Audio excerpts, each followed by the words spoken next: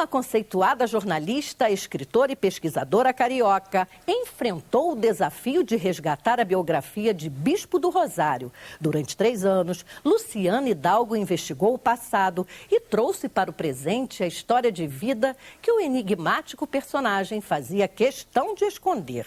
A escritora viajou até a pequena cidade natal de Bispo, Japaratuba, localizada no interior de Sergipe.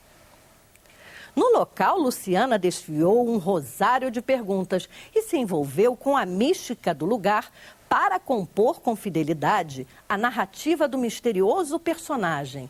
A obra Arthur Bispo do Rosário, O Senhor do Labirinto, publicado pela editora Rocco em 1996, consagrou a escritora com o prêmio Jabuti, o mais importante reconhecimento da literatura brasileira. A vista que se tem do apartamento da escritora Luciana Hidalgo é deslumbrante e também remete à lembrança da religiosidade e do fervor católico presentes na obra do Senhor do Labirinto. A jornalista conta como surgiu a ideia de escrever o livro sobre Bispo do Rosário. Quando eu era estudante de jornalismo, aqui no Rio, um dos meus professores da faculdade de fotografia era justamente o Hugo Denizar, que depois veio a fazer uma pesquisa grande, uma documentação do antigo sistema da colônia Juliano Moreira, quando houve uma grande abertura do sistema antigo, que ficou obsoleto de manicômio fechado. E ele fez uma documentação em foto e em filme sobre toda a colônia, durante 2 anos de documentação. Durante esse tempo, ele encontrou o bispo lá dentro. Foi realmente, a gente poderia dizer, a primeira pessoa assim, que fez algo mais aprofundado sobre o bispo. Ele então fez um filme, um documentário com o bispo, de uns 35 minutos, só com o bispo, se chama Prisioneiro da Passagem, Arthur Bispo do Rosário.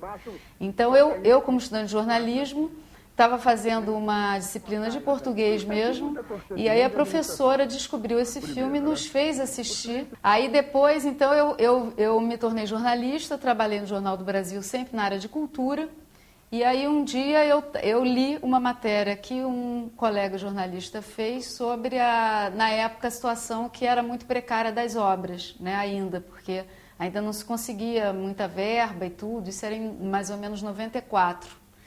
E aí eu tive a ideia, de fazer uma biografia dele. Então, fazer a biografia de uma pessoa que tinha passado 50 anos num hospício, de início eu achei que ia haver assim, um pouco de dificuldade de conseguir editora e tudo, mas não, a editora Rocco abraçou o projeto. A partir daí, a escritora mergulhou de corpo e alma no projeto do livro. Eu fui tomada realmente pelo fascínio, assim, pela obra, e pelo homem, Na verdade, como jornalista, eu fui muito, eu não fiz muito, eu de início não me interessei por ele como artista em si, Eu me interessei em entender quem era o homem por trás desse artista, que diziam que era artista, que os críticos de arte, mais ou menos, classificavam como arte. O que você absorveu com essa experiência em relação à personalidade do bispo? O que mais ficou para mim, eu acho que seria assim, como um homem conseguiu subverter essa situação da hierarquia do poder dentro de um hospício, driblar a vigilância, driblar a disciplina, o excesso de olhares dentro de um hospício tão fechado. Toda a obra dele realmente assim, parece ter partido de todas as pesquisas que eu fiz, dessa visão que ele teve 2 dias antes do Natal de 1938, quando ele disse que foi pego por anjos, na rua São Clemente, na casa dos Leone. Eu entrevistei vários integrantes dessa família, onde ele trabalhou no Rio, para entender mais ou menos como era a vida dele ali. E ele levava uma vida, ele fazia serviços domésticos, ele já tinha saído da Marinha, que ele foi marinheiro durante muitos anos, e ele tinha saído da Light, aliás, ambos por insubordinação, os superiores. Ele sempre driblou esses poderes, tanto que na colônia ele consegue driblar e virar xerife que é uma coisa entre o paciente normal e o funcionário, né? Ele tinha poder, né? Ele mandava nos outros pacientes também, né? Então, o que me impressionava era isso. Então, essas visões, né, segundo ele, né, e no filme do Hugo Denisard a gente vê isso muito claramente, ele diz o tempo inteiro, né, que ele recebe ordens de vozes de anjos, da mãe dele, que é Maria, que ele é Jesus Cristo, ele diz isso. Bispo fazia questão de não deixar rastros de sua existência. Quando eu fui fazer o prefácio desse livro, eu botei que eu fazia uma quase biografia, porque ele fez tanto esforço em apagar as pistas, algumas pistas, que ficou difícil para a pobre biógrafa, né, assim. Então, tem muitas lacunas, tanto que, assim, eu fui, até eu escrever esse livro, a gente tinha uma ideia, né? Luciana não poupou esforços para documentar os fatos. A única forma de resolver onde ele tinha nascido era tentar ir a Japaratuba, que era o que aparecia num dos bordados. A gente sabia que ele era de Sergipe, porque na ficha da Marinha ele entrou na escola de aprendizes de Aracaju, de marinheiros. E aí eu fui a Japaratuba e passei 10 dias lá, entrevistando todo mundo na rua. Ninguém nunca tinha ouvido falar nele. Tanto que eles brincam dizendo que eu que descobri o bispo para eles. Em Japaratuba, o único documento encontrado pela pesquisadora foi o registro de batismo. Arthur Bispo do Rosário é um nome tão católico, né? Que você acha que também podia ter ajudado a forjar, mas não. Ele foi batizado como Arthur Bispo do Rosário, e o nome que aparece, aparece Claudino, Bispo do Rosário, como pai, e a mãe, Blandina Francisca de Jesus. A questão é que na ficha da Marinha, o pai que o leva é Adriano Bispo do Rosário, não Claudino. Então você vê como há lacunas. A gente não sabe, o nome do pai na ficha da Marinha é outro. Não é o mesmo do batismo, mas é o mesmo sobrenome. Foi muito importante, eu acho, para mim, para entender o bispo e a obra, porque quando você conhece a Folia de Reis de Japaratuba, como eu assisti, você olha, a obra inteira está ali, porque os bordados é tudo muito parecido. Assim, por exemplo, lá tem um dos folguedos que se chama Chegança, que é um alto ligado uma dança ligada a marinheiros. Então, aqueles fardões, os uniformes da Marinha, né? Os estandartes que eles usam, né? Que é como ele usava.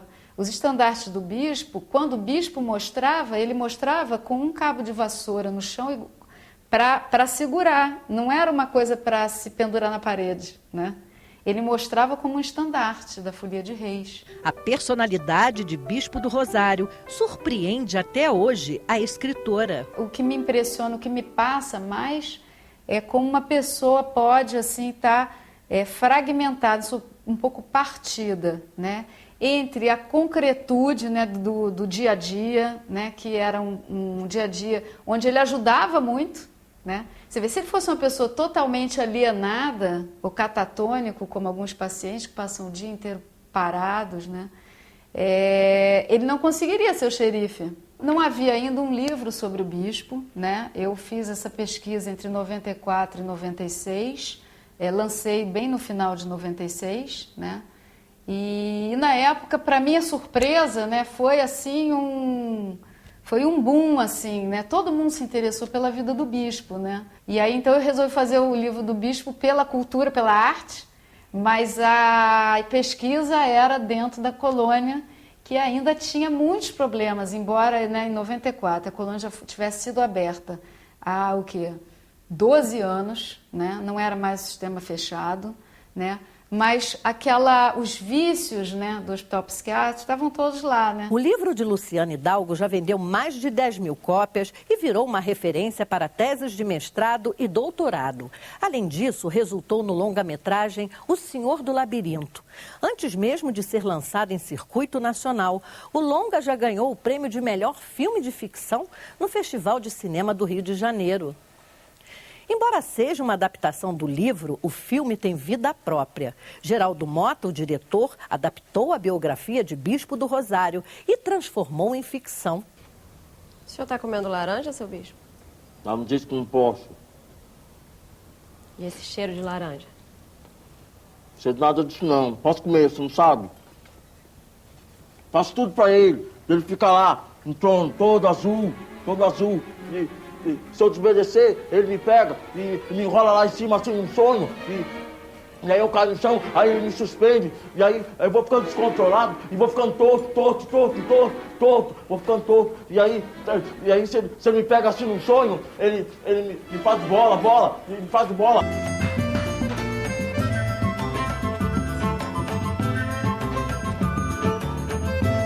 A maior parte do longa-metragem O Senhor do Labirinto foi gravada em Sergipe e recebeu o apoio do governo do estado. Além do trabalho extraordinário, do cuidado na direção de arte, na reprodução dos objetos, na construção das maquetes, né, na construção dos cenários, eu vi trabalhadores, artesãos sergipanos, dando resultados que estão sendo aplaudidos pelo diretor, pela produção e pela direção de arte.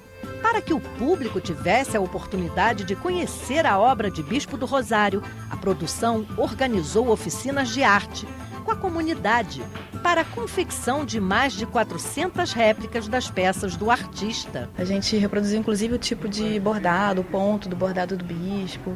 Foi feito com todo cuidado para ser uma cópia bem fiel, praticamente igual. Esculturas, estandartes, assemblagens, bordados, figurino, tudo foi cuidadosamente reproduzido pelas mãos de artistas locais e por pessoas comuns das redondezas de Aracaju. Foi um trabalho muito legal porque nós envolvemos presidiários, presidiárias, bordadeiras.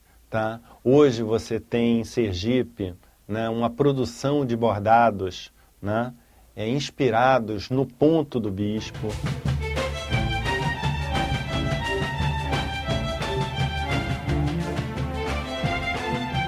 Até a réplica do manto da apresentação, a obra mais famosa de Bispo do Rosário, foi confeccionada com perfeição. Para o diretor e os roteiristas do filme, Bispo enfrentou com ardor e devoção o desafio de transformar o confinamento da colônia em obra de arte. E eu acho que o Bispo fez, e eu acho que esse é o grande tema do filme, é que ele, através da obra dele, ele se constitui enquanto sujeito. Ele organiza e constrói um mundo onde ele é sujeito, ele é alguém. Porque um homem que vive 50 anos confinado numa instituição psiquiátrica, cara, se ele não fizer alguma coisa dessa natureza, ele de fato vai sucumbir. O que eu mais gosto do filme é que ele traz o essencial do bispo, sabe?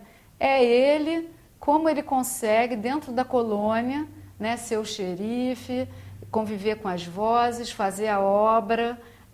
Então, é uma história realmente muito bonita, né, com a relação dele com os funcionários. O longa-metragem O Senhor do Labirinto levou 5 anos para sair do papel e entrar nas telas do cinema.